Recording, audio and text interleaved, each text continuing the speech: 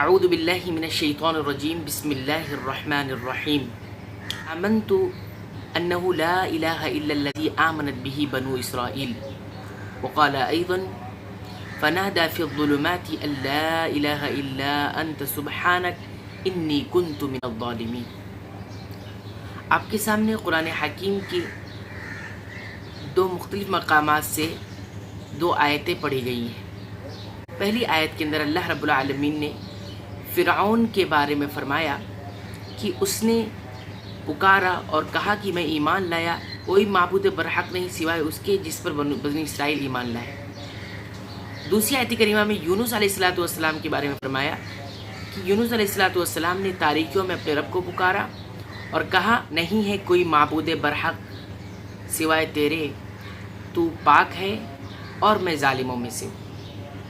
آپ غور کریں کہ دونوں آیت کریمہ میں دو مختلف شخصیتوں کے بارے میں یہ کہا گیا کہ دونوں نے پکار لگائی، دونوں نے آواز لگائی، لیکن کیا وجہ ہے کہ ایک کی پکار قبول ہو گئی اور دوسرے کی پکار قبول نہیں ہوئی؟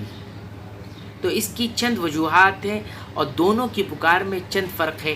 آئیے ہم دیکھتے ہیں کہ وہ فرق کیا ہے اور وہ چند وجوہات کیا ہے۔ دونوں شخصیتوں کی پکار میں پہلا فرق اور پہلی وجہ یہ ہے کہ یونس علیہ السلام نے جو بات کہی تھی، جو پکار لگائی تھی، سب سے پہلے انہوں نے اس کی معرفت حاصل کی تھی، اس کی معرفت حاصل کی تھی، اور یہی معرفت، یہی علم ان کی ندا کو قبول کرنے کے لیے معاون اور مددگار ثابت ہوا۔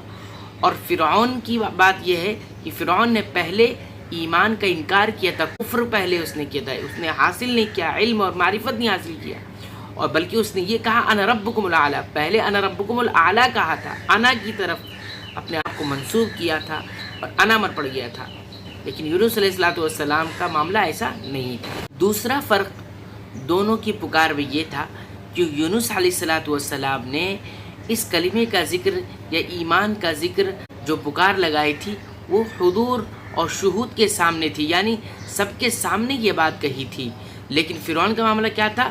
وہ سب کے سامنے نہیں بلکہ تنہائی میں کہا، جب ڈوبنے لگا، اکیلا تنہا ہو گیا، تب اس نے یہ بات کہی۔ تو دونوں کی پکار میں دوسرا فرق یہی ہے۔ اور تیسرا فرق دونوں کی پکار میں یہ ہے کہ فرعون نے یہ جو کلمہ ادا کیا تھا، یہ جو ایمان کی بات کہی تھی، وہ بنی اسرائیل کی تقلید میں کہی تھی۔ کیا کہا؟ آمنت انہ لا الہ الا الذی آمنت بہ بنو اسرائیل، میں ایمان لایا اس پر جس پر بنو اسرائیل نے ایمان لایا، اس طرح کی بات اس نے کہی تھی۔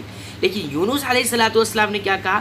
یونس علیہ السلام نے کہا کہ یہ بات کہی تو استدلال کرتے ہوئے کہا، اپنی عاجزی انکساری کا، کیا کہا؟